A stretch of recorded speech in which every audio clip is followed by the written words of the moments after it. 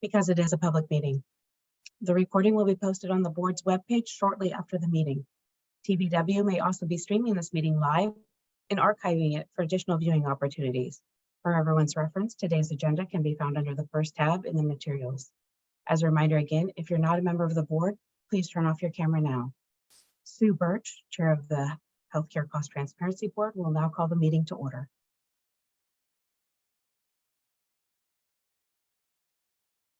Hello, everybody. Welcome, board members. Mandy, thank you for that introduction and just level setting for everybody. It's now 2:03 and I am calling the April 19th meeting of the Healthcare Cost Transparency Board to order.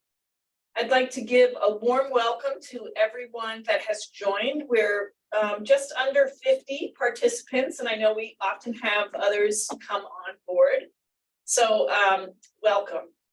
I am so proud of Washington. Yesterday, I participated in the National Academy of Science, Engineering, and Medicine's work group on healthcare affordability. And that group really gave an enormous shout out to Washington for continuing its efforts in truly understanding what is going on in the total health expenditure realm. And again, we were called out as the 6 pioneering states that need to keep up our work and truly understand this so that we can create the best healthcare system possible. So just be proud. You definitely continue to be monitored, and also people are looking at what resources they need to generate and what reports. So I think you'll continue to get a steady feed of articles that come out and are circulated. Now, before I take roll, I'd like to talk about today's theme. We are reaching the end of phase 1 for most of the board's data projects, which is very, very exciting. And we have some of the initial findings with more to come. This presents all sorts of new opportunities for the board to evaluate where we will go next and what we want to consider for phase 2 to address affordability and healthcare costs here in Washington. In line with today's theme, I'll provide an overview of the agenda. We'll begin with that roll call, but I'd also like to use this opportunity to allow members to get to know more about each other. I think in our virtual world, sometimes we need to just slow it down a bit, and so create our moments of connection. So we'll have going to have a little added activity today. When your name is called, will you also let us know what's your favorite thing to do in the spring season? And after roll call, we'll have the February meeting summary to approve. Then we're going to ask for public comments. Now, we've received some feedback that we should try public comments up front. So this is something that we are going to try and see what sort of feedback we get from the community. We're always trying to listen and be responsive to what we're hearing. After those public comments, we're going to discuss the data committee new member application, who I believe is online and listening in. And then Jean Marie Dreyer from HCA is going to provide a brief update from the Primary Care Advisory Committee. Next, our very own Ross McCool from HCA will provide an overview of the board's data projects to map the differences between them, including the differences in outcomes. Next, John Bartholomew and Tom Nash will present on Washington hospital costs with a review of the phase 1 analysis and what will be possible in phase 2's continuing analysis. After that, Michael Baylett or maybe January will be providing a refresher presentation on the benchmark utilized in the first benchmark call. Next, Ross McCool will come back to us and provide updates for the 2023 benchmark data call to kick off the next data intake process, recognizing that phase 1 is still underway as the data team is continuing to process submissions and the subsequent resubmissions as needed. Now, all of this is in your packet. There is also information on the study of cost drivers in Washington to lay the foundation for discussions for a potential phase 2. And I encourage board members to ask questions throughout and keep giving us your feedback. And we will, it really helps us facilitate the discussion and recommendations as we continue to work as a board. So thank you all in advance for your time and efforts on this work. please remember that we're adding our fun little feature about what's your favorite thing to do in the spring. And to get us started, I'm going to just share that I'm Sue Birch, I'm the board chair, I'm the director here at the Healthcare Authority, and my favorite thing to do in the spring is to get outdoors, and I love to see all the budding vegetation here in Washington, the flowers, the rhododendrons, the azaleas. I mean, the neon colors just are such a great way to start off spring. So that's my favorite thing. All right, so now I'm gonna move into roll call. Lois Cook, are you present? What's your favorite spring thing? I'm present, and being a small business owner, my favorite thing to do, and we run our business out of our home, is to work with the windows all open as soon as it hits 60 degrees. And boy, it's been cold, so we're ready for that temperature change, aren't we? Yes. Thank you for that. Eileen Cody, she is here in person. Hi, Eileen Cody, and my sisters have been here visiting, so I will say I took them to Eastern Washington wine tasting. So that was a good spring event to do. Awesome. Bianca Frogner.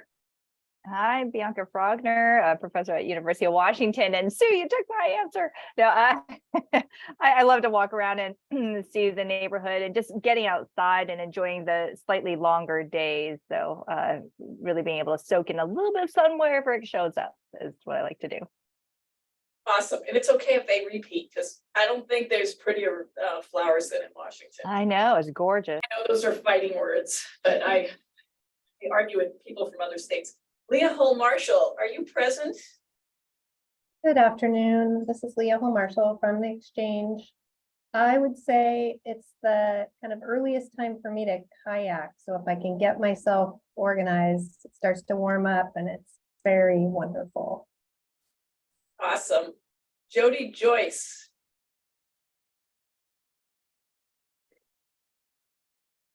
Staff, will you let me know when Jody joins?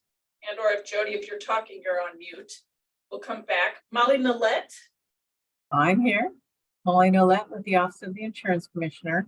Well, I'm just going to have to follow a theme here, but I love going into the yard and seeing what's coming up, and maybe pulling some weeds and clearing all that little debris to see what made it. But it has been a really cold spring so far, and it's pouring rain where I'm at. I cannot wait. 60 degrees, Lois. I'd be happy with 50 right now. So, but I love that it's getting light later. I love that it is still light after 5 and after 6. Whew, fun. 8:05, I think, is sunset tonight, so I'll take it. Awesome. Mark Siegel. Mark, are you on?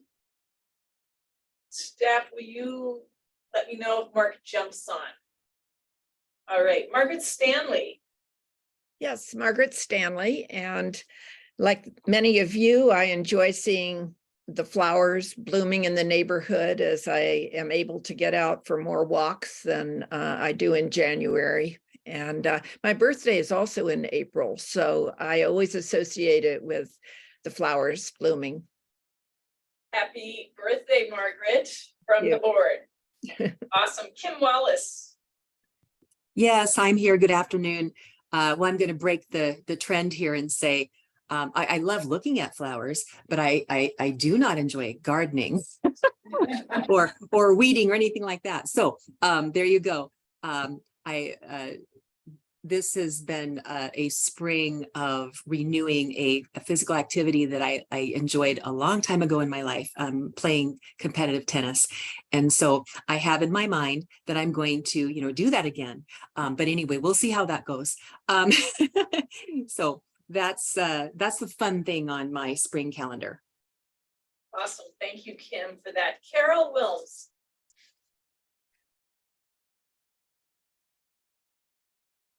And I'm not seeing Carol light up. All right, staff, let me know about Carol as well. And last, Edwin Wong.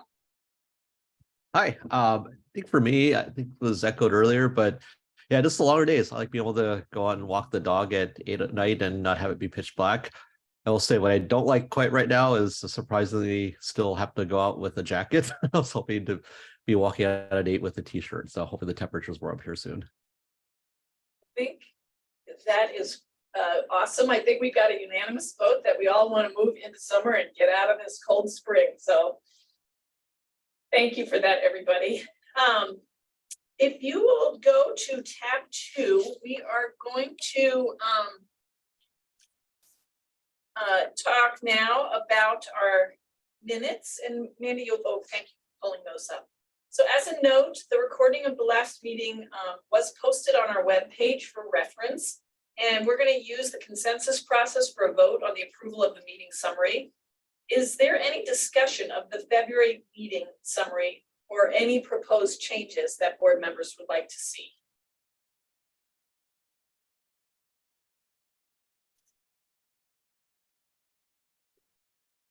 And if there are, I'm not hearing or seeing any, no hands being raised, so.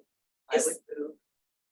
So One thing, Eileen Cody made a motion to accept the summary meeting minutes as proposed. Is there a second? Second, I Holly? just add a second L to my last name. No let 2 L's. Okay, thank you for that. Is there, okay, we have a second. All those in favor say aye. Aye. aye. Aye. Is there anyone opposed? All right, if we are approved on our meeting summary.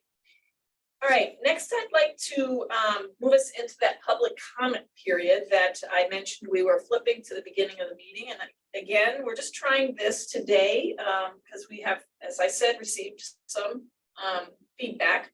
So I'd like at this point to remind board members that under tab 3, you have all sorts of written comments that come to the board throughout our board meetings. And so those have been sent to you, and you'll see they are primarily from our associations here in Washington.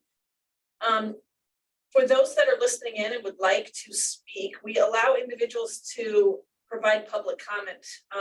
And if you want to signal by raising your hand, I know sometimes 2 people sign up beforehand, and I see Tamara Cessna's hand going up. If you've not signed up, please again, get that hand signal going for us. Mandy will get that list collated right now, and then we'll move into these.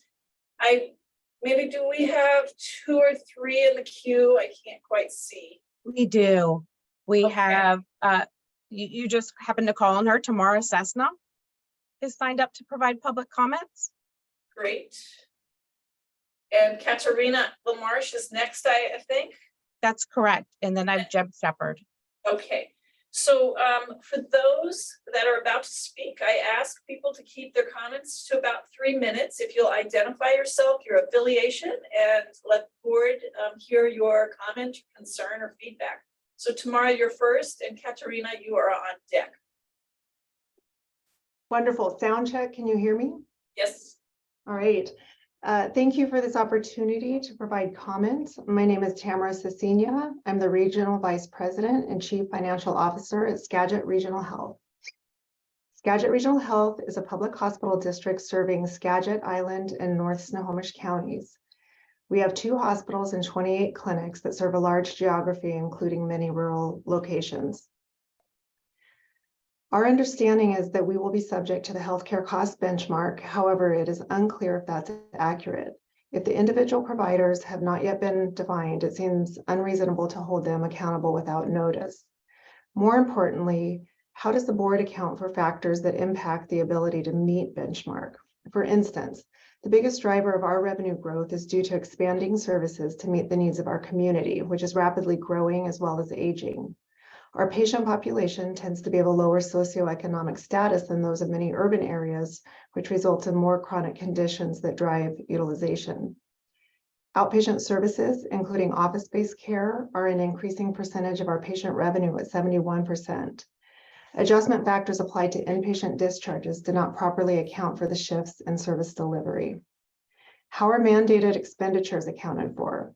Examples include recent increases to charity care requirements and interpreter costs, which for Skagit alone are more than $1 million a year. Environmental factors such as inability to place vulnerable patients in post-acute care settings impact our costs substantially, along with inflationary factors due to labor and supply chain shortages. Skagit actually agrees with the goal of reducing healthcare expenditures. In aggregate, we have tried not to raise our rates by more than 3.2% for the last 4 years, yet we believe we'll be over the benchmark when revenues from service expansion and utilization are considered. Skagit had a 5% operating loss in 2022 and are budgeted for a 2023 operating loss of 2.8%. Total losses last year were $23.7 million, with a budgeted $7.5 million loss for 23. How do the restrictive benchmarks allow us to recover losses without being penalized?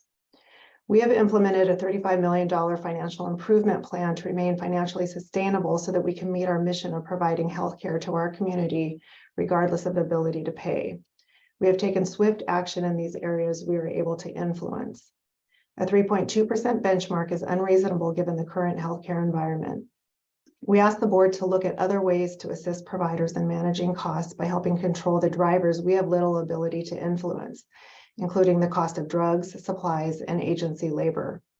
We encourage a clear process for setting the benchmark, as well as adjustments that account for increase in service utilization, population acuity, and inflation. Unless there are unexplained and unjustifiable variances after considering all factors, hospitals shouldn't be named, shamed, or worse. We know this is the board's first year of undertaking this process and ask that it proceed in a transparent and measured manner, incorporating learnings as it goes. And I thank you for allowing this comment.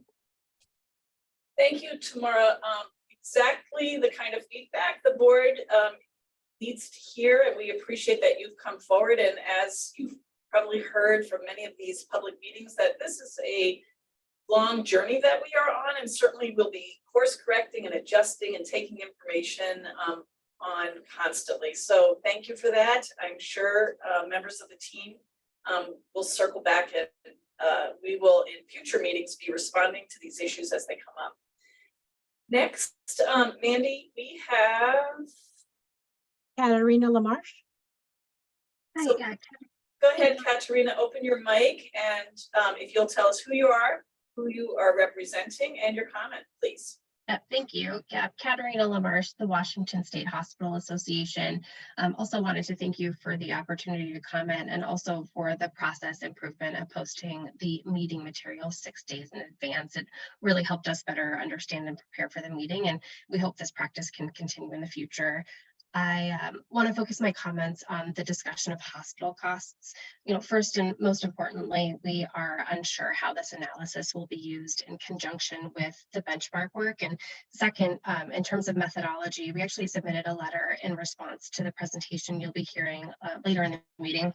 And that letter, excuse me, details our concerns with the methodology selected to adjust for cost drivers. The summary of those concerns is centered around standard adjustments that are widely accepted as best practice, which include case mix index, wage index, and teaching status.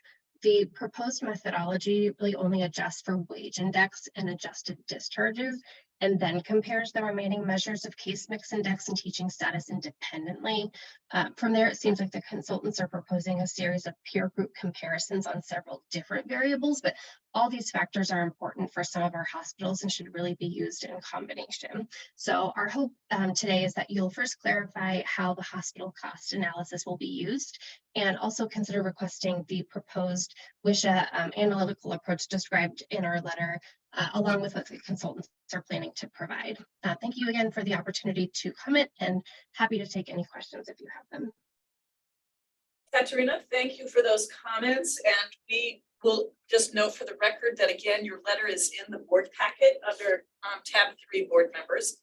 And Katerina, as I explained tomorrow, the board is on a long journey to understand total health expenditures, and we are continuing this work like other states, the 5 that are ahead of us. I think many of you know that Massachusetts studied this issue for years before kind of moving in a direction, and our board is in a similar process. We are on a, as a long runway to get information and better understand what's going on with total health expenditures. So thank you for those comments.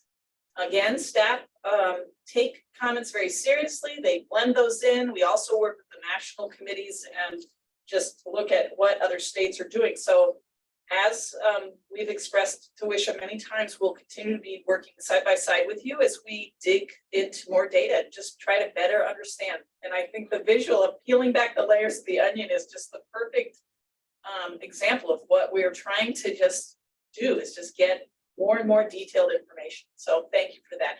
Next, we have Jeff. Angie, what is Jeff's last name? Jeb Shepherd. Oh, I'm sorry, Jeb Shepherd. So Jeb, if you'll unmute yourself and go ahead, identify yourself, who you're with, and present your information to the board. Great, thank you. On behalf of our state's physicians and physician assistants, my name is Jeb Shepherd, Director of Policy at the Washington State Medical Association.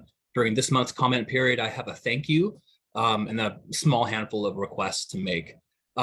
First, as Katarina already touched on, just a big thank you, a sincere thank you for getting the materials out 6 days in advance. It's extremely helpful to have some lead time and a runway to review the packet in advance so that we can participate meaningfully in this comment period. We strongly feel that it represents a significant process improvement. The net result will be much more engagement during the public comment portion of your meetings from all stakeholders. And so would urge you all to continue that extremely helpful practice. Late last year, the Advisory Committee of Providers and Payers was provided a schedule for activity in 2023, which we also found very helpful in sort of mapping out the course of this board's work. But much of that activity slated for this meeting is not reflected in the agenda. So it appears the group has sort of deviated from that planned schedule. And we're wondering if it's possible to get an updated schedule of meeting items for the remainder of 2024. For the remainder of 2023, so that we can understand sort of the trajectory of this work. One area of this work that stakeholders have been struggling with is which provider groups are measured against the benchmark. Is it all providers? Is it just large providers, or aggregate, as the slides in today's meeting packet suggest? Some clarity might be provided today in that portion of the meeting packet. But we would request some, excuse me, some clarity around which entities are subject to the benchmark and which will be publicly reported on and when would be really helpful. And then a few notes on OnPoint's APCD cost driver analysis. I'll note there's no inclusion or consideration of administrative or compliance cost drivers in the cost driver analysis.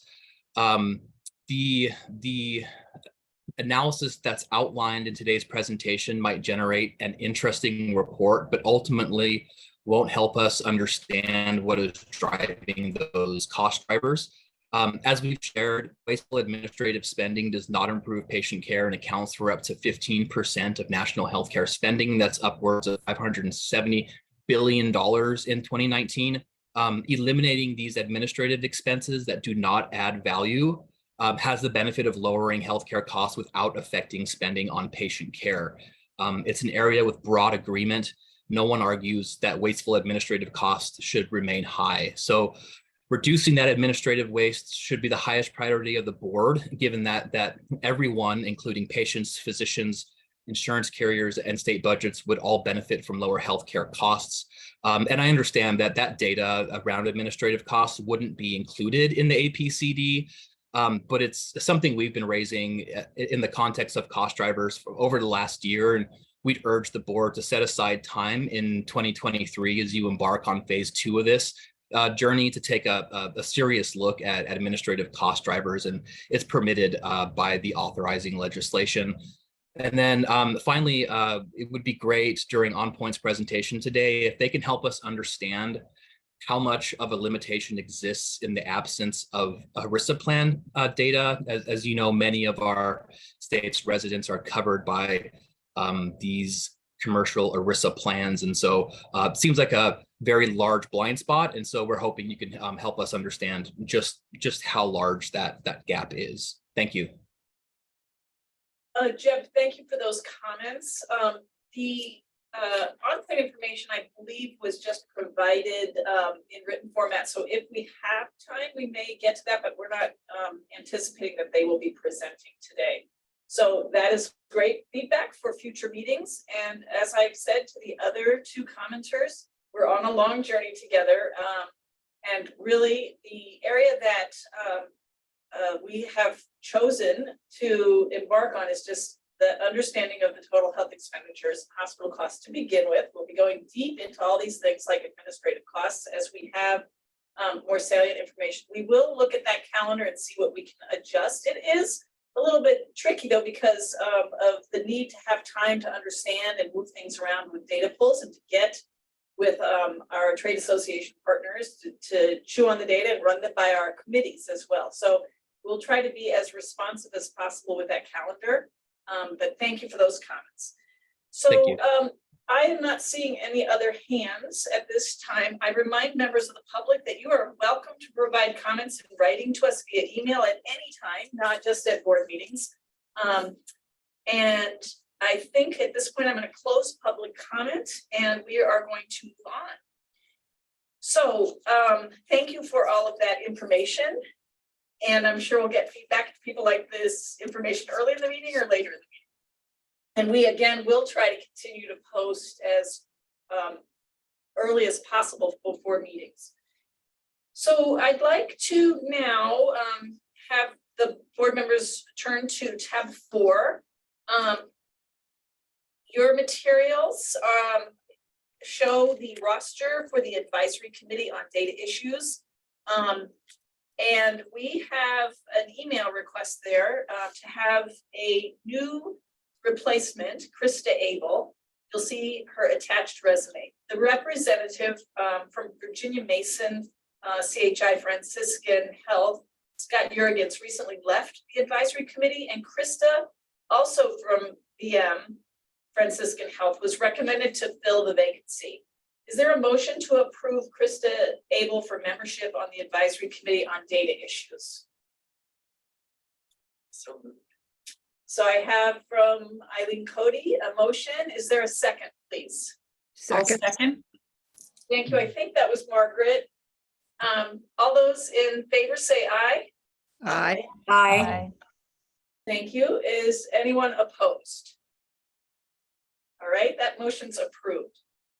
All right, I am going to turn this over to Jean Marie Dreyer from HCA. She's going to provide us with a brief update from the Primary Care Advisory Committee, and her materials are under tab 5. So Jean Marie, over to you.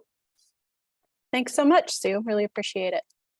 I'm going to try and keep this presentation very high level and brief, as there's a lot of ground to cover with everyone else today, but meant to be a brief overview. So this slide here is really just meant to inform you that we're progressing along the journey of our primary care methodology assessment. And we started with getting a definition, a high-level definition in order, which this board approved a couple of months ago. That was a really nice milestone for us as a committee. And now we have started to dive into the claims measurement piece of our journey. And thus far, we've gotten through the who side with providers and the where side with facilities, but we're wrapping things up on the claims side, getting into the nitty gritty with the services. And we brought some of this to our data committee at our meeting with them on April 4th. And they had a chance to look at them more in depth. We're not looking for that kind of in-depth detail from you all, just want to let you know where we are in the process, essentially. And then after we get through wrapping up the claims, the who, what, and the where of that, we are going to start to explore non-claims based spending, as well as start to get into barriers to data access, which will inform our data analysis strategy and implementation strategy for collecting primary care spending data. And then there are a few other pieces of the statute that aren't listed here, but incentives around reimbursement and who's responsible for the 12% target, among other things. So just to give you a sense of where we are on the spectrum. As I said, we've covered the who and the where. We're now diving into the what. All three of these pieces together constitute our assessment of the 12% target. We're trying to figure out, trying to get to a point at which we are spending 12%. We're not there currently. We're not the only state that's not there currently. There are plenty of other states too. So we're making progress, and likely once we get some more non-claims based information, that may also change our calculus there. So TBD, and we'll keep you posted on that. So when we've been talking on the claims-based end, specifically on these services, of which there are many, we kept a few just high-level principles in mind, the Advisory Committee on Primary Care, as far as figuring out what to keep in. We aren't trying to capture everything under the sun. That's not the point of this, of our directive from the legislature. We are trying to get to the meat of primary care and really incentivize that, you know, the backbone of preventive care that's really crucial to patients. So we want to make sure that the focus is on a code set that includes services that are predominantly those bread and butter pieces. And we do acknowledge that there will be future data analyses in which we can identify additional services for consideration. If for some reason, when we crunch the numbers, we go and we say, looks like there are some gaps. We'll obviously account for that fact. So there are refinements to be made in the future and allowances that we're baking into our process in order to make tweaks as needed. That's really what that last bullet is getting at there. So the next steps of this process, we intend to finalize our set of service codes for final inclusion at our next primary care meeting, which is actually next week, so a week from tomorrow. And then we'll be hearing some presentations on non-claims-based payment methodologies from Oregon and potentially Baylor at our May committee meeting. And then we hope to present our finalized set of claims, the who, what, and where pieces all together, our strategies, to get feedback at the Joint Providers and Carriers and Data Committee meeting on the 6th of June.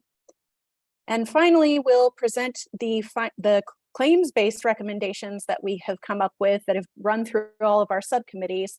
We'll bring them back to you all here at the board for consideration and approval at your July 18th meeting. So that's kind of the form that everything's churned through. And of course, you're all very well aware of the fact that you have your annual report coming up in August, and we are in the process of compiling that information as well, of which this primary care piece is a part. So that's what I have for you all today. After that quick run through, any questions from anybody that I can take? Thank you, Jean Marie. I am not seeing any hands. I just have one clarification, and it's not actually related to this presentation, but that there was a letter from the Washington State Medical Association about modifying the definition of primary care, which seems straightforward, but what is the process for updating that? I'm glad you asked that, Bianca. We actually are putting that in as part of our next meeting next week. And it'll take the form of a motion that's been proposed by a couple of members, of whom WISMA is one, a representative from WISMA. And we will propose that as an amendment. As you say, it's pretty straightforward. And then the advisory committee will vote on whether or not they want to pass that. So pretty direct process, and we'll keep you apprised of how that goes. It's really just to make sure that we include the why of the primary care, and that's an easy thing to fold in and important to make sure we address. So I appreciate you asking. Thank you. Yep. Any other questions? Thank you, Jean Marie. I am not seeing any other hands up, so we will move on. All right, our next presentation is Ross McCool. His slides are under tab 6, and Ross is going to provide an overview of the various data projects that will lead us into our discussion today and on data, and where to go in phase 2 to examine and address affordability and healthcare costs in Washington. And the accompanying chart can be found, as I said, under tab 6. This was a really helpful chart. So Ross, over to you. Thank you so much. So yes, I want to talk about this chart for a little bit. It's intended to be used as a reference for the cost board, as well as a quick FAQ for those wanting to know more about what is happening. The projects listed are all the yearly projects we have going on. And we start with the cost growth benchmark, which is a metric of, our goal or ceiling for the growth of spending on healthcare for year over year. And it's supposed to reflect the affordability of healthcare, for consumers and purchasers. And it's, a macroeconomic indicator based on, median wage, or as we've discussed previously, median wage and potential gross state product. Now, this does feed into performance against the benchmark, where we assess the spending compared to that benchmark. But we're using this at the aggregate level. So we're not getting individuals' spending history or anything like that, or claims for individuals. It's all at the aggregate level. And so this is going to data for this comes directly from payers. And it does include not only claims data, but also non-claims based data. And we are doing a risk adjustment on this, but it's only age and sex because it is at this aggregate high detailed level, or aggregate very high summary level data. For the third project, or the third column, the cost driver analysis, this is when we were going to start drilling down into what claims into the APCD to see what kind of claims are producing high costs. And so this is kind of where we get the onion analogy, where we're going to do a high level first with the cost driver and then slowly peel down until we figure out what exactly we're looking at, and can do multiple different styles of analyses there. And this is used based only on claims-based data from the Washington APCD. And then finally, we have a column here for the primary care spend measurement. We had a presentation on that earlier, and there's a lot going on with that. This is just a little bit of a reminder of where we were when we created the chart. I'm sure it needs to be updated based off all the work they're doing. But I just wanted to go through that and ask if there are any questions about this chart. Thank you, Ross. Any questions? I see Bianca, your hand is up. Go ahead.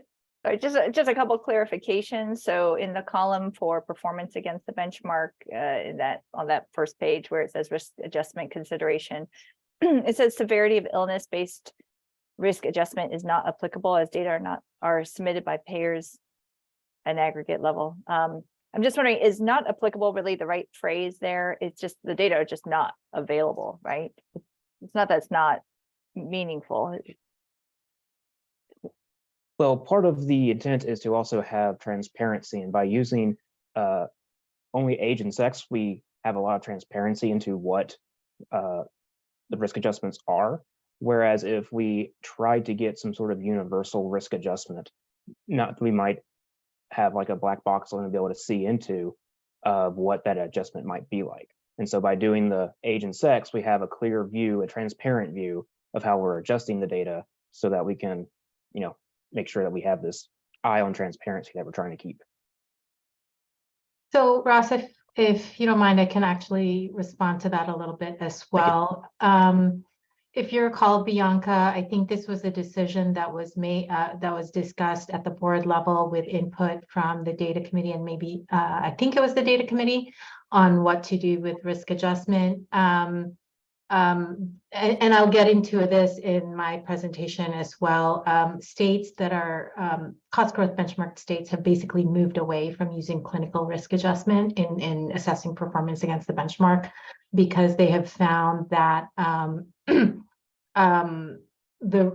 they've found increasing risk scores that they couldn't really substantiate with changes in the corresponding changes in population demographics or severity of like underlying population health. And so they increasingly are either not risk adjusting at all, or only doing age sex risk adjustment, so as not to kind of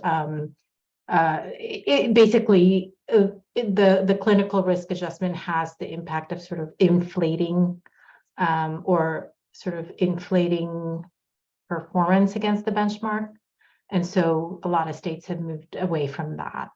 Yeah, I think I kind of recall that conversation, and maybe my question is a little bit more simpler than that. So So I understand, and in some ways, that's the point of kind of the third column, is to say that we're going to bring risk, severity of illness back in, at least as a consideration, to understand differences, or like what's driving the cost growth, even though it's not really how we're assessing measurement. But I guess there's two things that seem to be said in that statement. One is that it's not applicable in that we're not going to use it. And then separately, it seems to also be suggesting that there are not data available.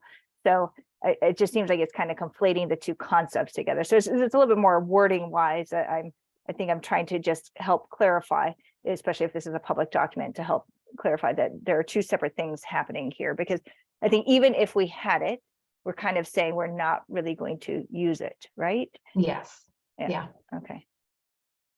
All right. And thank you. even if you did clinical risk adjustment, it would not be, the way it's done is typically at the aggregate level, not at the individual kind of member spend level. So it would not be uniformly done across data submissions from your insurers. Henry, thank you for that additional information. Vishal, I see your hand raised. Do you want to provide additional context about this comment? Yes, and January, forgive me because I'm gonna maybe correct a little bit of what you just said. Bianca, the phrase "not applicable at the aggregate level" actually was quite intentional, even though the board had decided, because of multiple reasons, like January mentioned, that the board would not use clinical risk adjustment at this level. But when you're looking at the aggregate data, it's at the provider level. Adjusting clinical risk at the provider level, it's actually talking about apples and oranges. There have been proxy adjustment methodologies that have been developed and used across the country in different ways. The inpatient Medicare CMI is one way. They all have significant deficiencies. They only capture part of the population, and you couldn't compare different types of providers against each other. You could compare maybe inpatient services against inpatient services, trauma services against trauma services. I mean, for the type of aggregate analysis that we're trying to do against the benchmark, clinical risk adjustment is actually not applicable. And that's where I think one of the public comments was, oh, we're going to try and stratify in different groupings while applying different types of adjustment. I think that's a more prudent way of applying adjustment to, like groupings that we would use in typical benchmarking exercises, right? If we were benchmarking in general, we wouldn't try to compare fruit against vegetables, right? So that's kind of the concept here. So maybe it's not, I think it seems to be assuming, the statement is currently assuming that the reason it's not applicable is that data are not available. And I guess you're saying something different that's not really reflected here, which is that it's not applicable because we're not really getting comparable data to some degree. That's at least the clinical risk adjustment is a tool that does not apply to this problem, because this is an aggregate performance against the benchmark analysis. That particular tool will come into application when we do the cost driver analysis, because that is at the detailed level, understanding if there are disease processes that are associated with some, all of those things. But at the aggregate provider level, which is really at a business entity level, clinical risk analysis is not an appropriate tool to use. Thank you, Vishal. I see Leah Cole-Marshall's hand up. Leah, go ahead. I really thank staff for putting this together. It's helpful, even following it from time to time. I get a little confused about our different analysis, so it's nice to have a one-pager. On this severity, I know there's been a lot of discussion about it. I'm just wondering for this document, if we can just remove the second sentence and say what we are adjusting for. There's lots of places in our previous board discussions and data group discussions about which risk analysis to use, and that could be referenced somewhere else around why any of these choices were made. But seems to be, I don't think we need to say what it isn't. To me, it's simpler just to say what we are doing. But anyway, I like it a lot, so I really appreciate that. And then just driving to the definite on risk adjustment in the third column, it says it can be applied, but it doesn't say whether it is applied. So is it applied in certain circumstances? I just can't remember what we decided there, but being clear about that would be helpful for me in terms of the use of this document. Thank you, Leah. That's a good suggestion. For the third column, it would depend on what analysis we're going to do for the cost driver. If we're looking at just costs of certain procedures, the risk adjustment may or may not be needed. But if we're looking at whole person care or something along those lines, something a little bit more person level oriented, then that would be needed. Does that help answer your question? Yeah, if it could just be clear on the document that it will be applied to some where applicable or something like that, that would be helpful for me. But now that I have the background, I can interpret. So thank you. Thank you. Great feedback, Leah and others. I see Edwin, your hand is up. Go ahead. Yeah, thanks, Sue. I was wondering along the same lines, I can't remember us making any decisions or review anything. I might be wrong on that, but I guess as the details on the risk adjustment methodology for column 3 get fleshed out, I was wondering if it's possible to sort of share the details in some form or another. I think I'd be interested in seeing that. A related question on the Washington APCD, I wanted to inquire, and I'm not quite as close to the pulse of that data as it used to be, but what is the completeness and service of the capture of the Washington state population? I know at some point we didn't have, for example, fee-for-service data, Medicare fee-for-service data. Are there any gaps in that APCD data that we should know about? And if so, how would they affect that cost driver analysis? Ross, could you go to the next page? Or Jean Marie? Thank you. So Edwin, yes, for the APCD, you're right, Medicare data is delayed. It does have Medicare fee-for-service data. It's just the function of getting data from Medicare. It comes with its own challenges and delays. And it doesn't include the bulk of the self-funded plan data. But at the same time, it does represent close to 70% of the state's population. So those are the considerations for using the APCD for the detailed cost driver analysis, yes. Maybe a quick follow-up there on the Medicare, because that is a big component. Will it be that the cost driver analysis, will it just be lagged because of the lags in the Medicare data, or will you just skip the Medicare data altogether, the Medicare fee-for-service data altogether? Our intent is to have the Medicare data available, but understanding that it will be lagging behind the regular claims data from other sources that are in the APCD, we will likely see that impact. I think from an overall approach standpoint, and this is not really in the data and analytic lane, but this board has limited ability to impact Medicare purchasing paradigms. So I think informational purposes, it's good to have the Medicare data in there from a cost driver analysis perspective. In terms of actionable information, I'm not sure to what degree the currency of the data will affect that. Thank you for that clarification, Vishal. Edwin, does that answer your question satisfactorily? Yes, I think so. Thank you. Okay, great. So other questions from the board? I'm not seeing other hands pop up. Great conversation. I really encourage staff to take heart of that. Maybe think about if we need to add some amended footnotes or change any of the wording. But again, the feedback about this document is really positive, and I think it's really important that we continue to use it. I'm wondering now at this point, do you all in general agree that the board should continue into phase 2 of the hospital cost, price, and profit analysis now that we've seen this? Well, actually, we're going to talk about that next with John, but I'm assuming you all still want to continue to see this document and use this as a guiding principle going forward, correct? Yes. So staff, again, Ross and Vishal and team, this is really helpful, and we know it'll keep guiding us as we go forward, and we may need to just have you ponder a little bit about some of the feedback you heard today and come back with some slight adjustments or footnotes, okay? Absolutely. Thank you. All right. Let's keep moving on then. We're gonna now have John Bartholomew and Tom Nash. They're gonna present on the hospital costs, the price, and the profit analysis. Phase 2, and John and Tom, many of you have met before, have been doing this work nationally and are returning to us with more information. Over to you, John, I believe. And this is again under tab 7.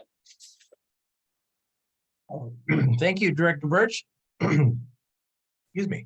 And good afternoon. Thank you for having us back. Tom and I are excited to share with you our proposal for a second level analysis.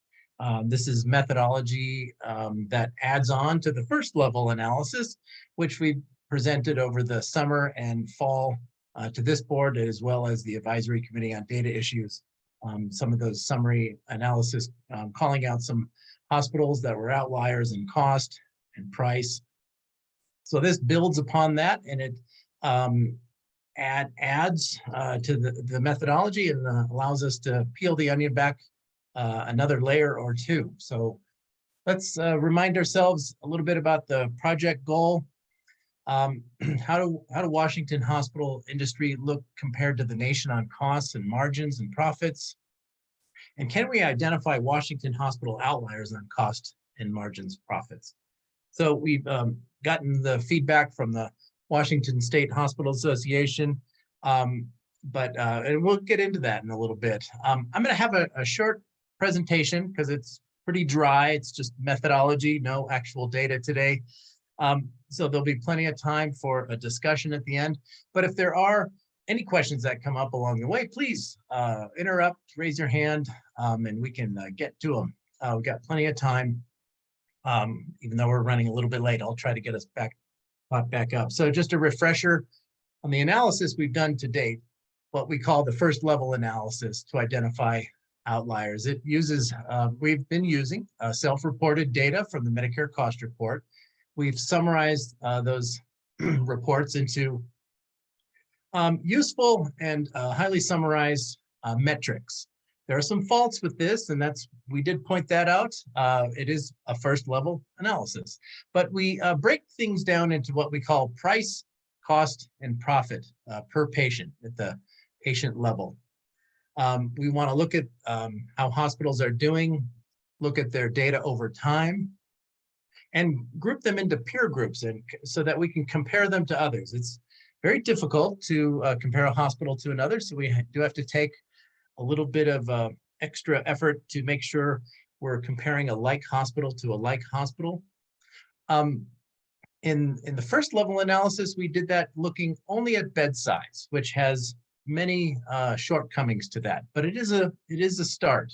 And with Director Birch, I'm very excited about what Washington is doing with this analysis. So, but we also want to look at health systems, whether it's an independent versus a hospital part of a system, for-profit or not-for-profit hospitals. Most of the hospitals in Washington are not-for-profit. Rural, urban, teaching, these categories that we want to break hospitals into. But we're going to refine that because this was what we looked at in the first level analysis. This first level analysis is very similar to a tool that the National Academy of State Health Policy uses. They call it the hospital cost tool. They're a nonpartisan group of national experts, and they use several experts in hospital cost and price and in developing these metrics from the first level analysis. So let's get into just a brief summary of the findings from the first level analysis. We categorize, so first of all, we're looking at hospitals with greater than 25 beds. And it's because of the metric that we use in the denominator. Hospitals with 25 beds or less require a different kind of analysis, looking at the critical access hospital groups or just small hospitals. And this analysis does not do that.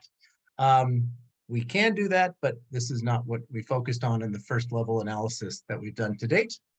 But we did categorize Washington hospitals greater than 25 beds into some categories. We found, so we looked at about 47 hospitals in this group.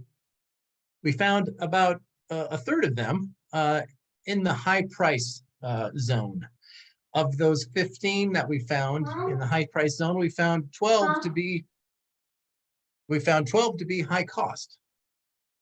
And 2 of those 12 actually had high profit, and 6 had a normal profit, somewhere in the 4 to 6% range.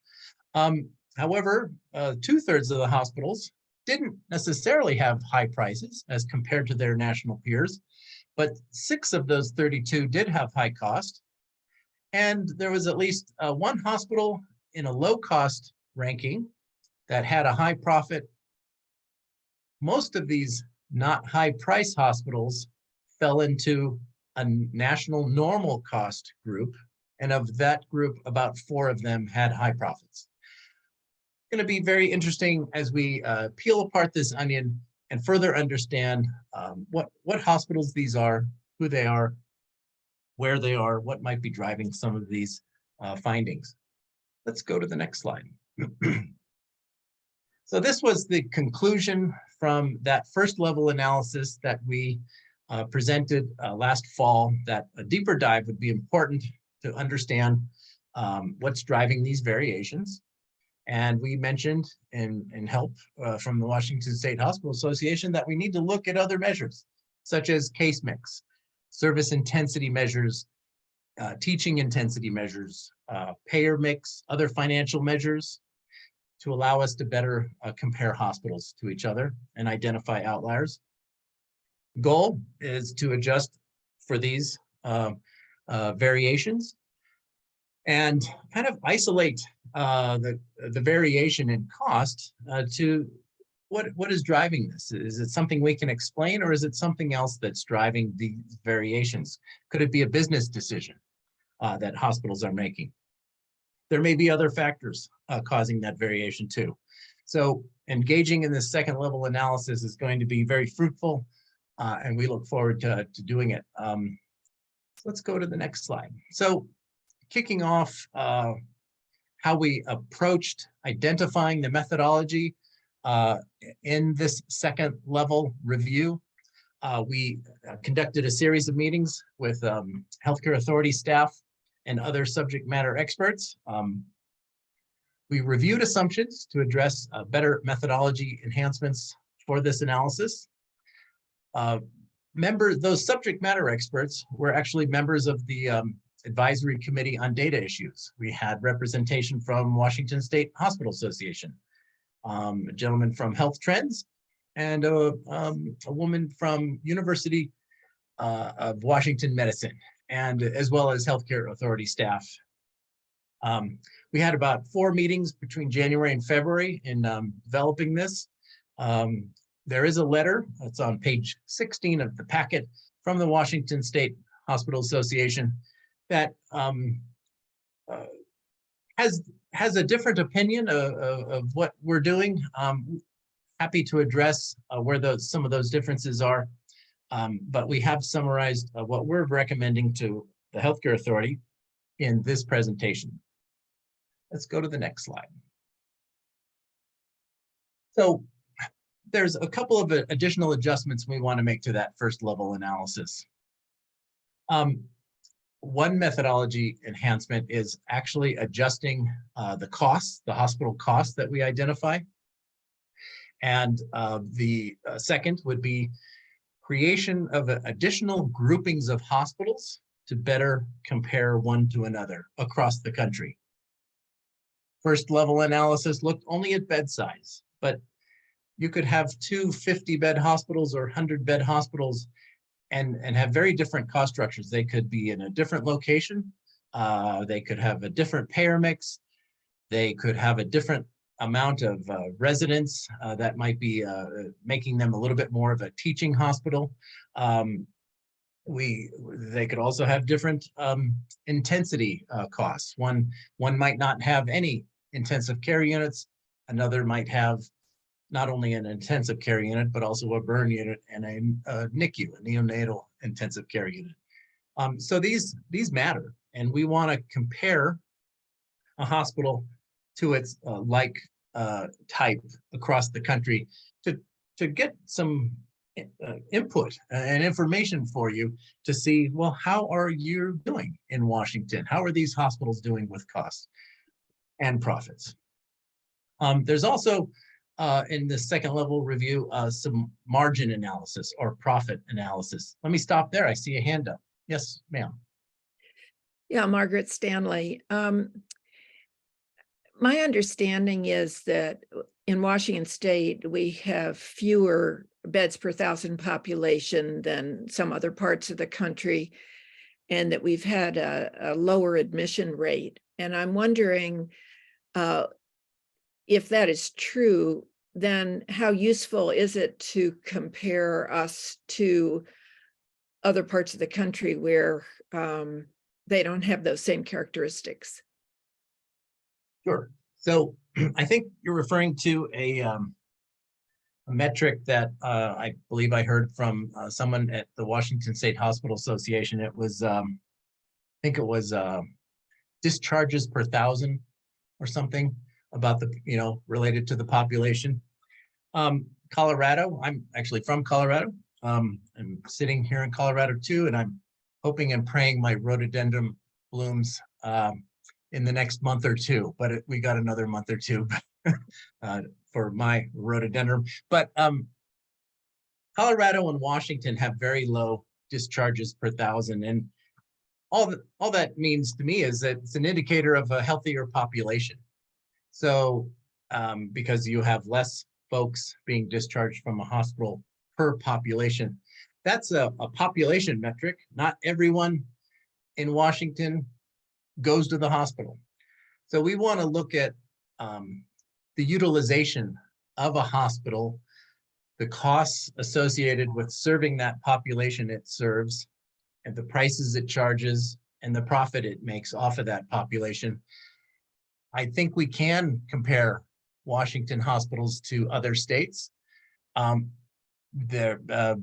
For the sole reason of across the country, we have folks going to hospitals needing that level of care, whether it's in an inpatient setting or an outpatient setting.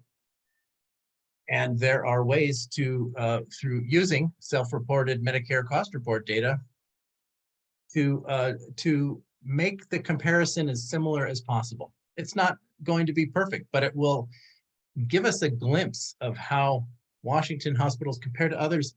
But that's really just the beginning, because what you want to do after that is start reviewing Washington hospitals' information.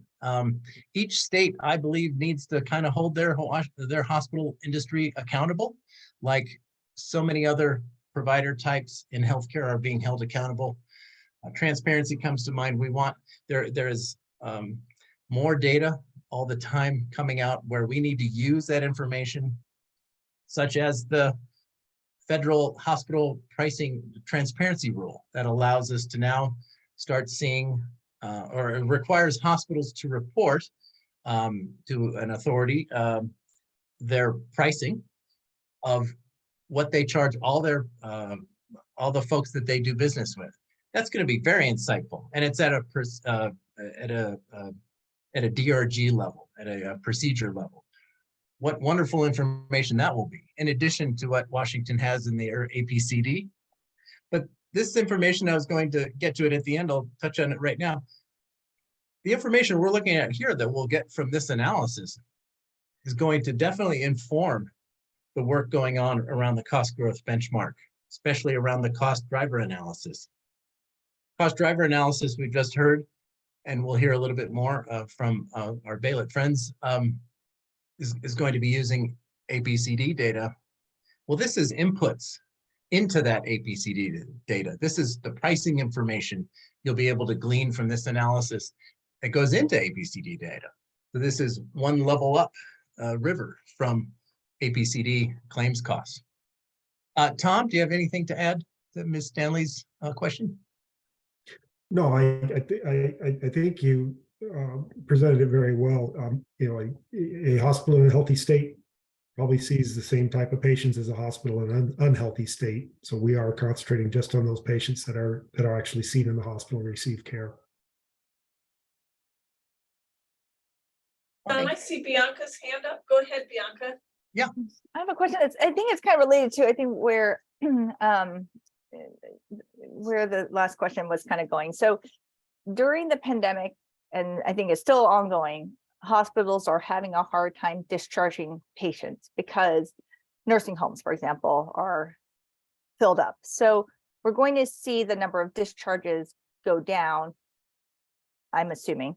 I haven't really seen the data, but at least that's what people are saying. And so kind of what you're attributing to be lower discharges because they're healthier patients, it could be lower discharges because it just isn't a capacity to be able to put them anywhere. And that puts burden on hospitals to care for patients longer than they need to. And so I think some of this seems to be a little bit about helping us unpack how we can think about those differences in the discharge rates and maybe the reasons behind them. And some of it's related to bed capacity, but some of it's related to other capacity of the system, and some of it's related to the health of the patient. So it seems like there are a number of factors that could be contributing to why the denominator might be moving just as much as the numerator is.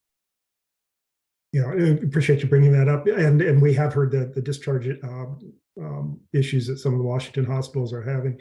We do have the data to determine the average length of stay. Obviously, if patients are staying around in the hospital longer than need to, that's probably something we could bring into this. And also occupancy rates, those can be determined as well. But we definitely appreciate the feedback, and definitely it's part of our considerations as we go through this process.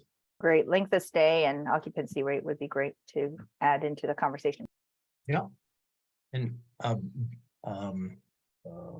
not length of stay, but occupancy rate is definitely a measure reported in the cost report. Yeah, I'm looking at your discharge and adjusted discharge data right now for the state of Washington.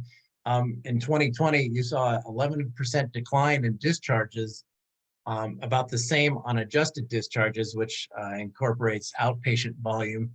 But outpatient, adjusted discharges, which includes the outpatient volume, did rebound, going up about 5% in 2021, which is most recent data. However, discharges remained relatively low. So that does support what you just said. The measure discharges per thousand is not something we're going to be looking at, something that can be calculated for sure, but it's not a metric that will assist us in our second level review. That was, I think, just from the question, but we have all kinds of information from the Medicare cost report, and I think it's wise for a state, especially a state that is as engaged as Washington is in its costs and cost growth, to use as much information as possible. And I see that you guys are doing that, so congratulations. So, all right. Thank you, Jean Marie. So the adjustment to costs, it's a little in depth, but it's very simple. We use the hospital only operating expense costs from the Medicare cost reports. And I'm sorry, a small tangent. By the way, all of the formulas that are being used from the first level analysis as well as the second level analysis are they're open source, they're public, they're available. We're open to comments and criticisms, and that helps make this analysis stronger. So we're please don't think that any of the calculations happen in a black box. We're very transparent in all of that.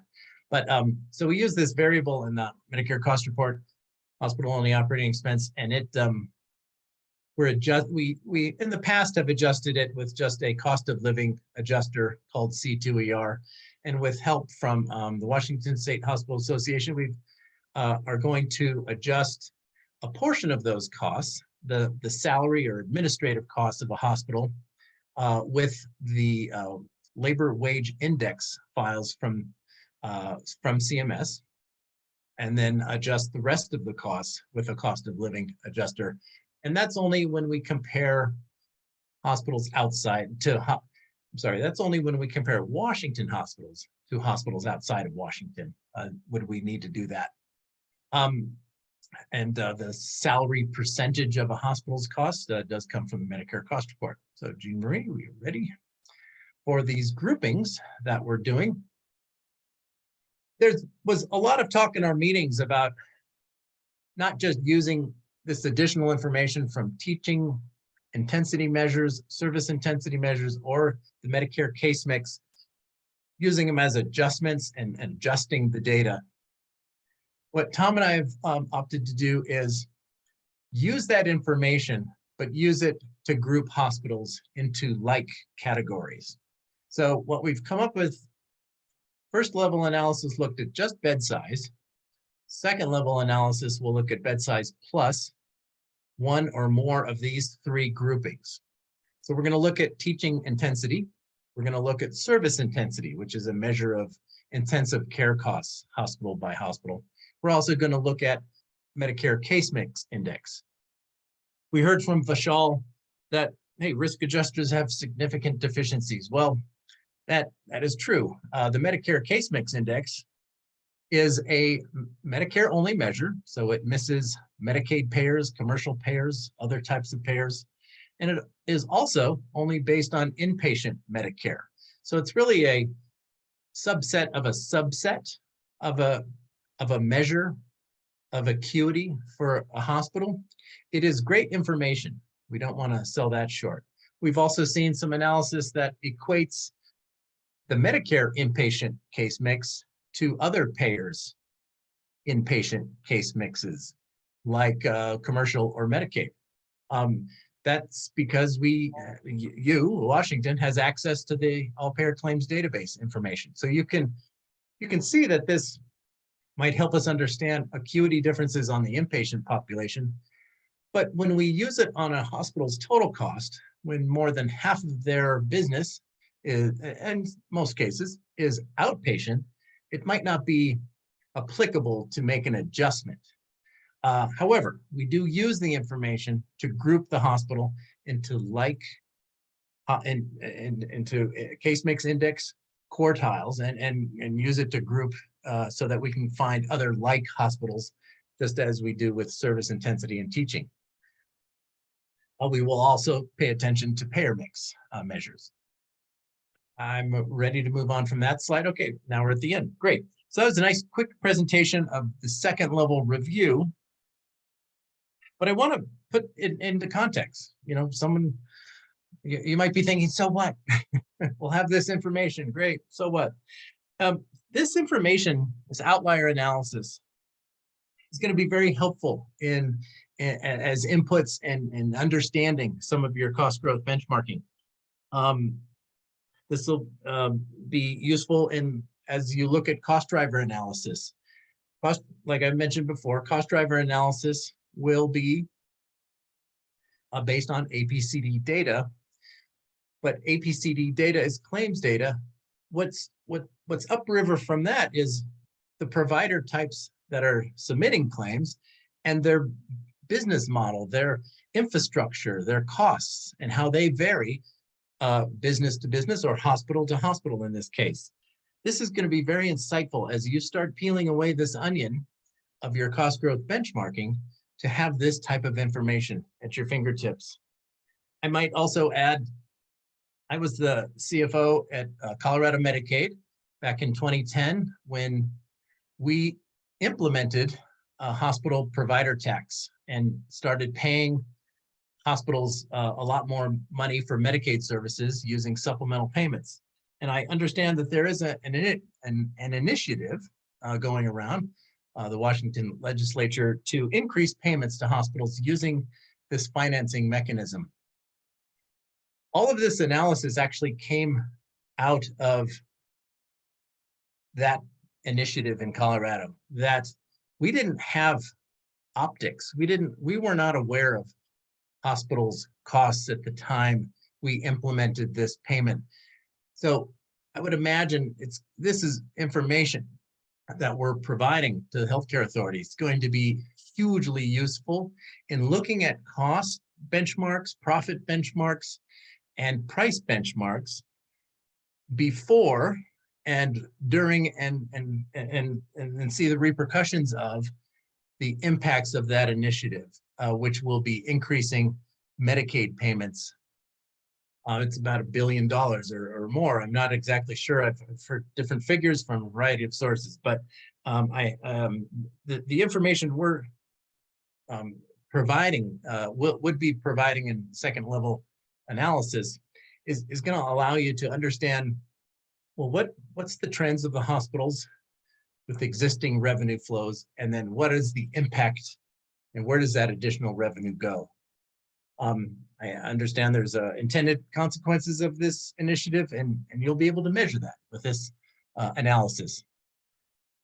Tom, anything else to add? Otherwise, we can wrap it up, see if there's any other comments or discussion points. No, yeah, let's, if there are any questions, we'd love to address them. Yes, Edwin. Hi, John. Good to see you again.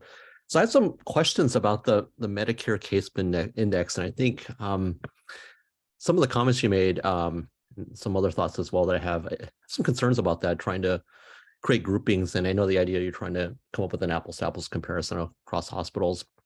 I think some of the concerns you raised about the case index being constructed from only inpatient data among Medicare beneficiaries, I think there's some limitations there that I think you highlighted in terms of, I think perhaps substantial ones, that you could misrepresent the case mix of a hospital. For example, if the Medicare patients, that a hospital serves tend to be really complex, but only represent a very small proportion of the patients at that hospital, I think that's one specific example where you might be misrepresenting. With your approach, you might be misrepresenting the complexity of that hospital. Yeah, exactly the point I was trying to make, Edwin. So thank you for making it again. You'll see if in the Washington State Hospital Association letter, they want to adjust costs with this metric, net patient revenue, which is an indicator of all revenue from patients, costs. And what Tom and I are proposing is using the information, but not adjusting the data with it, but using the information to group like hospitals, such that if a hospital in Washington has a 2.0 case mix indicator for Medicare, we want to find other hospitals in that range of 2.0, as well as other measures like bed size, service intensity, and teaching, and group hospitals together to compare to Washington's 2.0 hospital that are similar. Nothing's going to be perfect. If you've been in healthcare long enough, you realize that real quickly, that we have a lot of data, but it's never always perfect. But exactly my point, that we don't want to use a measure like the Medicare case mix index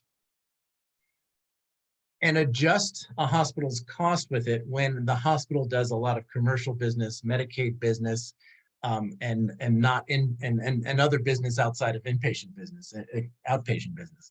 So you're exactly right. That's why we propose using it as an indicator, as a grouper, so to speak. And I think that's yeah. So sorry to interrupt. I was gonna say, I think my comments, I think there should be a lot of caution, even using the Medicare case mix index, even for what looks like these descriptive kind of comparisons across hospitals. I realize that there's some challenges as a risk adjuster, but even with this use case that you're describing, I think, I just want to communicate there. I have some concerns there as well. Yeah, we definitely hear you, especially on an individual hospital basis. Washington State Hospital Association, as well as Colorado, have done overall analyses where there is a pretty good correlation between Medicare case mix and all payer case mix. They've dug into, but you're right, that may not be the case for the individual hospital.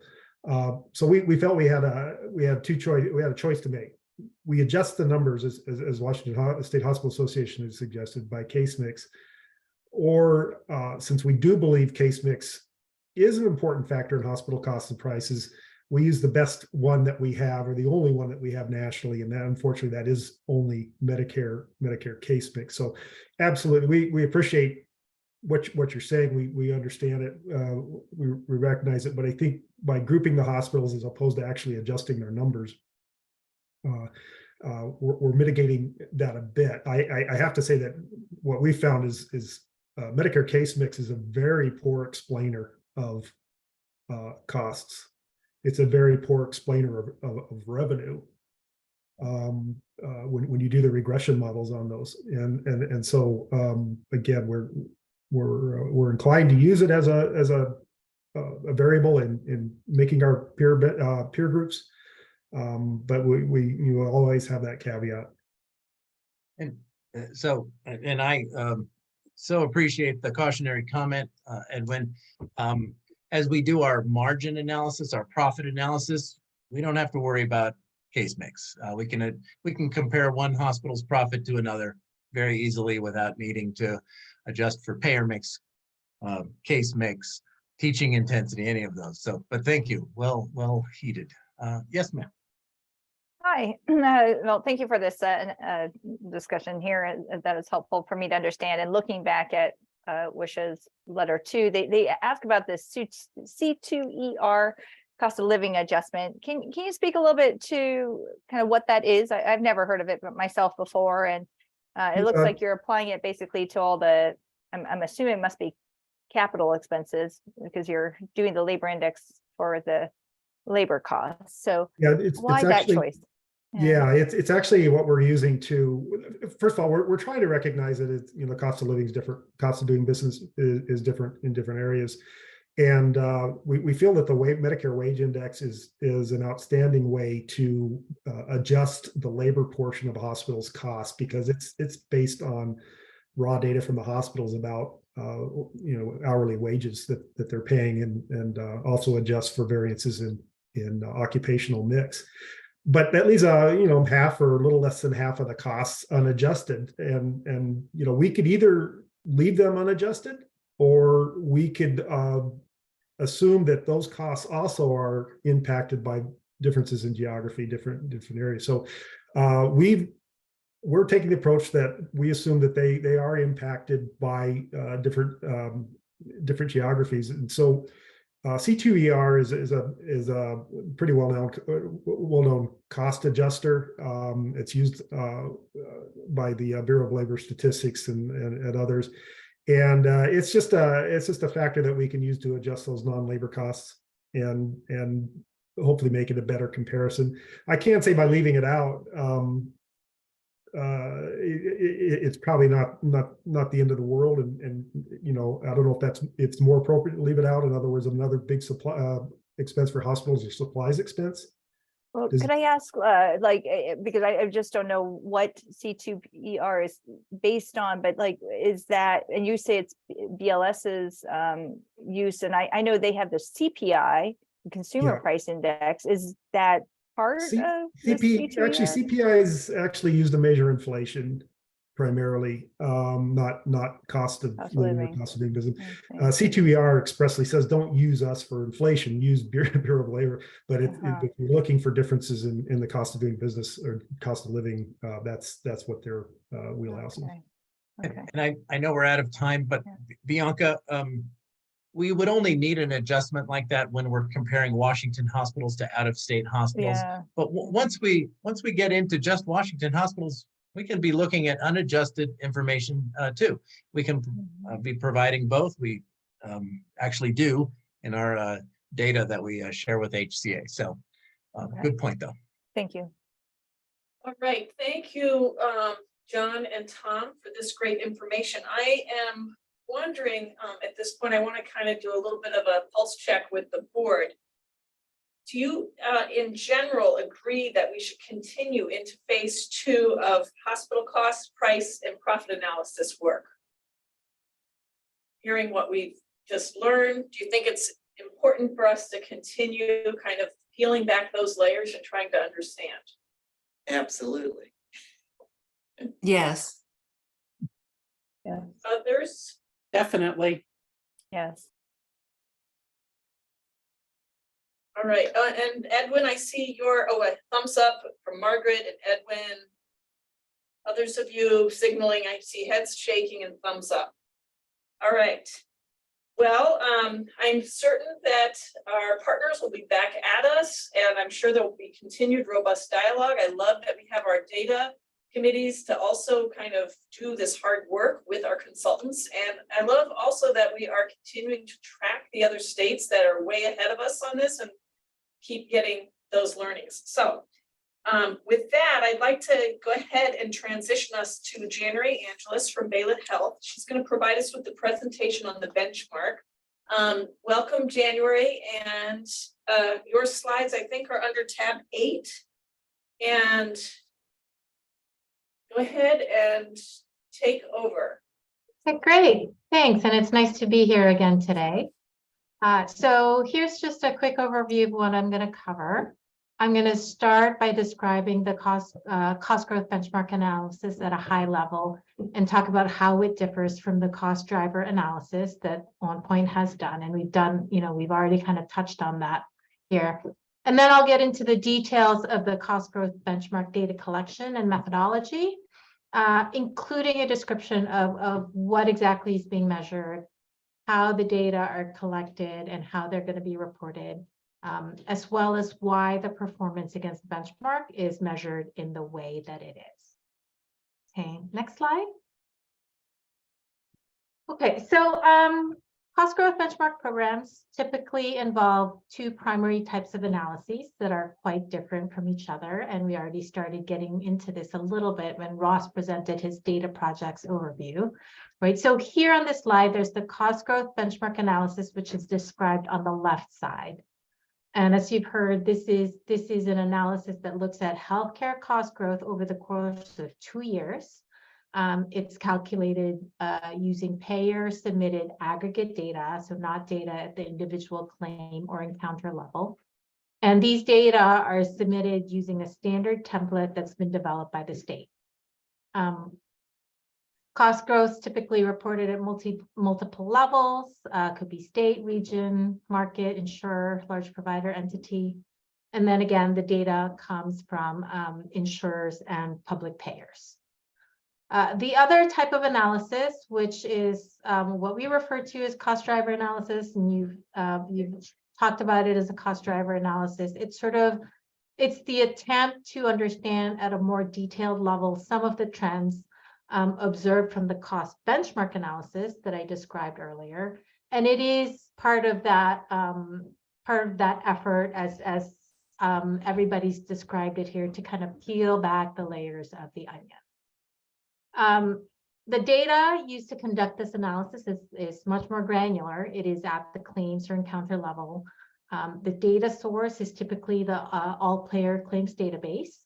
Now we know that the APCD doesn't capture as much spending data as the benchmark analysis done. We've already talked about how it doesn't capture the self-insured market, but it captures enough to be able to provide insight into what's driving spending growth. And because it's based on claims level data instead of aggregate data, you have that ability to drill down and get at impacts of price versus utilization, which you can't really do with the cost growth benchmark data. Okay, so what I'm going to talk about in the next set of slides focuses on the cost growth benchmark analysis. All right, so when we assess performance against the cost growth benchmark, we measure what we call total medical expense, which comprises 3 things. It includes payments to providers that come through a claim. It also includes non-claims-based payments that may be made to providers. And then it includes members' cost-sharing obligations. Those are the co-payments, deductibles, co-insurance, and so on. So these 3 things, payments to providers, on claims, non-claims payments to providers, and member cost-sharing obligations, these 3 things make up total medical expense. And then we take total medical expense and add to that something that we call the net cost of private health insurance, which is in sort of plain terms, basically the private insurer administrative costs plus the profit margins, or in the case of nonprofits, the contributions to reserves. Together, total medical expense and net cost of private health insurance gives us total healthcare expenditures. And total healthcare expenditures is what is being measured at the state level and what is being compared against the benchmark. Okay, next slide. So performance against the benchmark in most states is done at 4 levels. At the state level, it's assessed using total healthcare expenditures. There's also typically reporting at the market level, the individual payer level, and the large provider entity level. And in most states, what's being measured and reported at these other 3 levels is total medical expense and not total healthcare expenditures. And the reason for this is that the net cost of private health insurance we've seen in many states is highly variable. Margins go up and down significantly from year to year, as we've seen in the last couple of years with COVID. Also, total medical expense, which is the payments to providers, is really what is much more important to focus on, because that's it. Basically, it represents the healthcare that is being provided, right? So at the market level, states typically report results for the Medicaid market, which includes spending on fee-for-service and Medicaid managed care beneficiaries, as well as a whole host of non-claims Medicaid payments that states make to providers, like DISH payments, FQHC RAP payments, infrastructure payments, and so on. The Medicare market includes both traditional Medicare as well as Medicare Advantage. And then finally, there's the commercial market, which includes both the fully insured and the self-insured plans. At the payer level or insurer level, results are stratified by market. So if a payer operates in the Medicaid, Medicare Advantage, and the commercial markets, that payer would have 3 cost growth numbers reported for it, one for each of these, one for each of the markets in which it operates. And then also at the large provider entity level, results are stratified by market, but they're combined across payers. So let's say you have a Main Street Medical Group that serves a lot of commercially insured patients. There's going to be one commercial cost growth reported for that medical group, which is sort of a weighted average of the cost growth reported by all the commercial insurers that have attributed lives to that particular provider entity. Okay. Next slide. So most of the spending data for assessing performance come from payers. Payers submit data to the healthcare authority using a template, and they submit claims and non-claim spending for their commercial, Medicare Advantage, and Medicaid managed care enrollees. They also submit pharmacy rebate information, and that is used as an offset to spending on pharmacy services.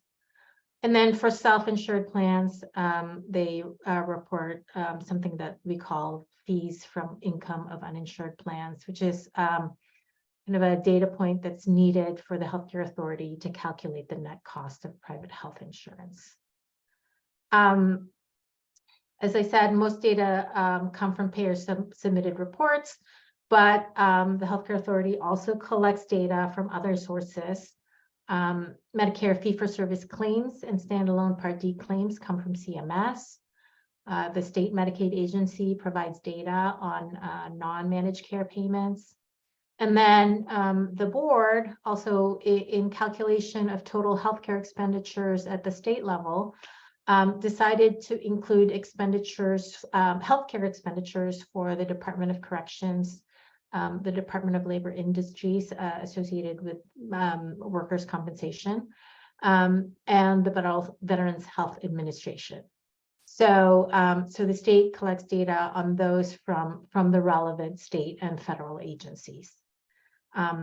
And then finally, the state also uses publicly available data from regulatory reports to calculate the net cost of private health insurance. Right? So these are the data sources that are used to analyze performance against the benchmark. In terms of the population that are included in these calculations, they are members who live in the state and who, at a minimum, have medical coverage and actually comprehensive medical coverage for which the insurer that is reporting data is the primary payer on the claim.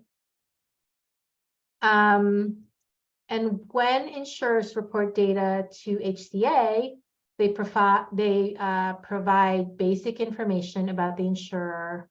They provide unadjusted claims and non-claim spending data, and they report them by certain service categories that I'll describe in later slides.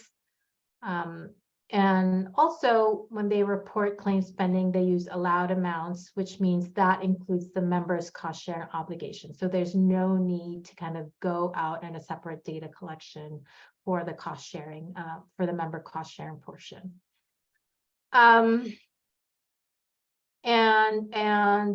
Payers provide these claims data regardless for the member who lives in Washington State, regardless of where that service was delivered.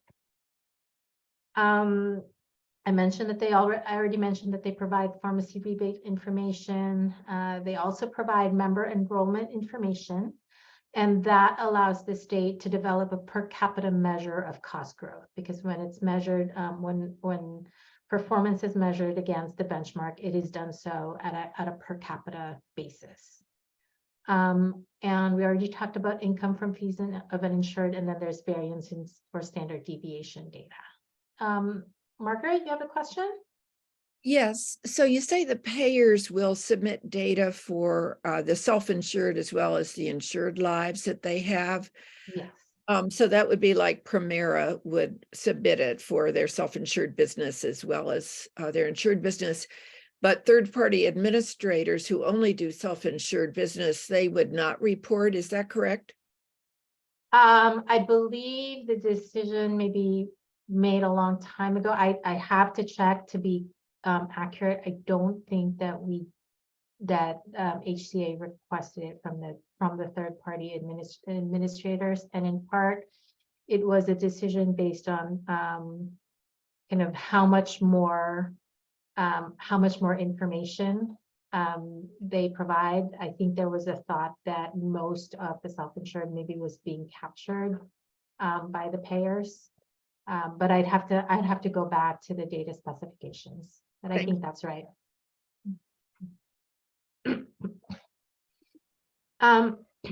Okay, so when insurers report their membership and spending data, they will aggregate it by the large provider entities identified by HCA and by insurance type, basically by the market.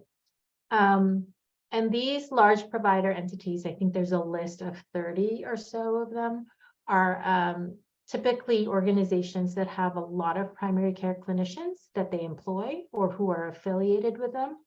And that is because spending is attributed to large provider entities through primary care relationships.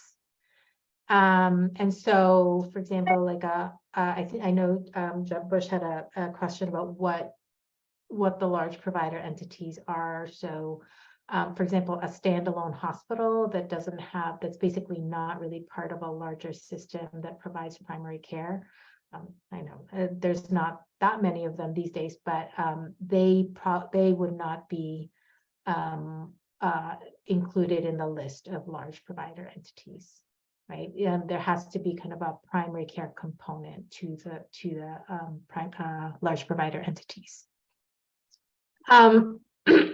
Spending for members who can be attributed to a large provider entity, either because they don't have a PCP relationship, or so they couldn't be attributed to a PCP, or their PCP isn't associated with any of the large provider entities that were identified by HCA for reporting. So spending for those members are basically grouped together and reported in aggregate in this bucket that we call kind of members not attributable. It actually is a pretty sizable a chunk. In other states, we have observed that 40% are of members fall into this bucket. So 40% of spending essentially fall into this bucket. And it varies from state to state, but it is a large chunk. In terms of other specifications, payers report data using a run-out period of 180 days. But that basically means that they don't run the data until 6 months after the end of the performance period. And so if we're measuring cost growth for 2021, the data, they would not run the data and pull the data until like 6 months after the end of 2021. And then finally, there are some members for whom the plan that is reporting the data doesn't have all the claims information. And this could happen because some of the benefits are carved out of the plan. And this is common. This is most commonly observed with self-insured plans where the pharmacy benefit might be carved out. So in these scenarios, the insurers are asked to make some sort of actuarial adjustment to make an estimate of the value of the carved out benefit. And that is mostly for kind of data collection simplification so that there is no need for HCA to go out to the organization that holds those carved out benefits to get the spending. And so these are the categories of claims and non-claims based spending that are used for reporting. The left-hand column here lists the categories of claim spending, and there are 7 categories. And then on the right, there are 5 categories of non-claims based spending that is used.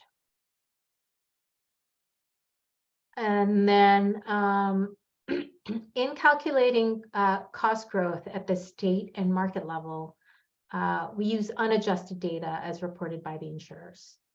But at the insurer and provider entity levels, there are some adjustments that are applied basically to give us more confidence in the assessment of whether or not the entity met the benchmark.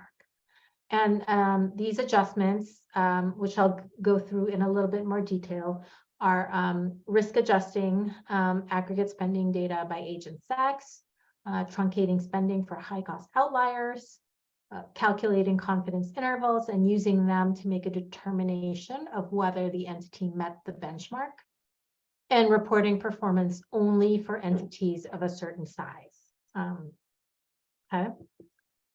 So on the first one, risk adjustment, as you may recall, and as we discussed earlier, this board decided to do risk adjustment by age and sex and not use clinical risk adjustment.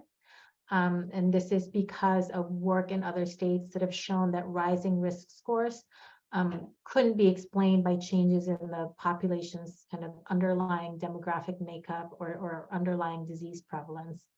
And also because there's increasing literature that shows that risk scores reflect really increasing intensity of diagnoses in claims, mostly because of improved documentation.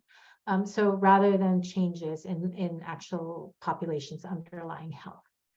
And so cost growth benchmark states really have moved away from using clinical risk adjustment because of the distorting effect that it has on benchmark performance assessment.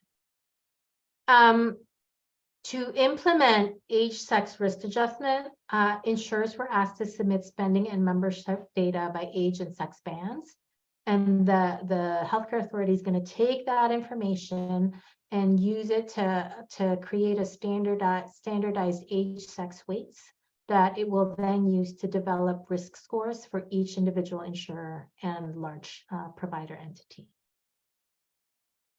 On truncation, truncation is done to keep a small number of members who may have incurred like very little spending in 1 year, but then have extremely high costs in the next year, from significantly affecting cost growth performance at the insurer and large provider entity levels, right? So what it means is that individual members with healthcare spending above a certain threshold, for those members, the spending above the threshold will not be calculated will not be counted rather in calculating total medical expense for, at the insurer and large provider entity levels, right? And the thresholds for each of the markets are listed here. 125,000 for Medicare and Medicaid, 200,000 for commercial. And this is something that's commonly done in total cost of care contracts. So a lot of insurers are familiar with it. And also worth noting that the thresholds that are listed here basically were, I believe, determined based on analyses done by HCA, as well as input from insurers that are represented in the Data Advisory Committee.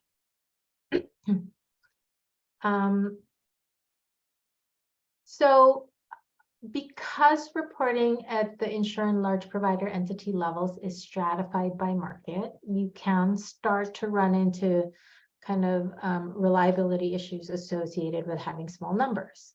And so to minimize the impact of that and to increase confidence in the assessment of performance against the benchmark, HCA will develop confidence intervals around each insurer and large provider entity's cost growth, right? And so how each entity's performance against the cost growth will be determined is by whether that confidence interval, like where that confidence interval is relative to the cost growth benchmark, right? So for example, when the confidence interval crosses the benchmark, performance can't be determined. When the confidence interval is fully above the benchmark, then the determination is that the entity exceeded the benchmark. You can say that with some measure of confidence. And then when the confidence interval is fully below the benchmark, HCA will say that the entity has met the benchmark. And then finally, HCA will be reporting performance only for insurers and large provider entities that meet a minimum size threshold for each of the markets that they serve. What that minimum threshold is has not yet been fully determined. For this initial data collection cycle, HCA is only reporting state and market level performance. But the plan is to use data collected from this cycle to inform what the thresholds ought to be when performance at the provider and insurer levels has to be reported. And this is just for context. This table that's here lists the thresholds that other cost growth benchmark states use. But what we have found is that if there's somewhere around like 5,000 members per market, then that has been sufficient to be able to kind of have confidence in the measurement and the determination of performance. So that in a nutshell summarizes the data collection and analysis. And this is just a link to the technical manual for the data collection if you're interested in digging deeper into the details. And with that, I'm happy to take any questions. Andrea, I am not seeing any hands being raised, and I really appreciate that you and Michael have brought this back to us several times. Every time I listen to this presentation, I feel like I get clear on one new little element of understanding. I'm sure other board members feel the same. Oh, Margaret's hand just popped up. Margaret, go ahead. Thank you. I'm wondering about the upper limit of 200,000 per patient for commercial and lower levels for Medicare and Medicaid. About what percentage of the claims would that or claims expense would that eliminate? This was looked at by analysis that HCA commissioned for OnPoint. And I don't want to, I'll have to look, and I wonder, Ross, do you recall what percentage that was? I don't remember off the top of my head, but I know we brought it to the data committee and they agreed on a certain threshold on the thresholds that we have here. But I don't Yeah. remember the exact numbers. So my recollection is that it was in like the 7% range, but I have to kind of go back. Okay, thank you. We'll bring that back to the full board. Next meeting will be a follow-up item. Thank you for that question. I know we're getting tight on time, so January, thank you so much. I'd like Ross McCool now to take us into our last topic. It's tab 9. He's got some slides there. This is updates to the 2023 benchmark data call. And Ross, welcome back. Thank you. This will be very quick. I only got 4 slides. So these are updates that we are going to have for the benchmark data call later this year. We were asked for data for 2020, 21, and 22 in the submission. And using this data, we will have the first public reporting of providers and carriers using 21 and 22 data. And the data submission process will be the same as last year. There will not be any changes to what needs to be submitted, but we have a couple of updates to the reference categories in our template to make data more clear. Thank you. We are adding a category for the federal employee health benefits. The reason for this is that there are some splits in which insurers cover which services, and we wanted to make sure that we weren't double counting member months as that data was submitted to us. So we're going to just roll all that data up into commercial when we do report on it, but we wanted to ensure that we weren't counting people twice or counting member months twice. The other one is some feedback that we got from some data submitters saying that it was difficult for them to split out bundled payments and some other non-claim spending categories by age and sex. So we're putting in a way for the template to have that data without throwing errors when we ingest it. The trade-off for that, though, is that it will not be age, sex, risk adjusted because there won't be any stratification by that. So we will be updating our technical manual and submission template based on these changes. We will have a training webinar that I'll talk about in the next slide, and just put the HCA website where that information will be located on this slide. So the training webinar, and we'll also have office hours for questions that submitters may have, and those will begin in either July or early August. And the submissions for the 2023 benchmark data will be due September 1st. That's all the slides for that. Ross, Margaret, oh, your hand is down. I think that you don't have a question. Any other questions from the board for Ross? All right, very informative. We appreciate the refresh and just keep moving us forward. I want to thank everybody for attending today. I remind you that the recording and a summary of this meeting will be posted shortly on our website. Again, many thanks to all of our presenters and for the public comment input that we continue to get. I love it that over 50 folks hung in throughout this meeting.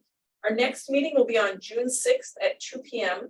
The May meeting will be canceled because it was originally scheduled to begin discussions and reporting out on the baseline benchmark submissions.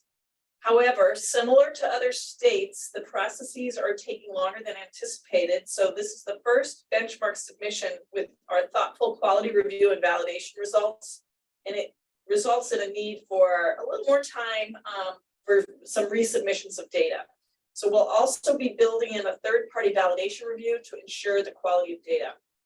At our next meeting, we'll have an update on the process, and we will continue discussion on the OnPoint cost growth driver data analysis that was in your board book. And I look forward to seeing everybody at the next meeting. Thank you all. Meeting adjourned.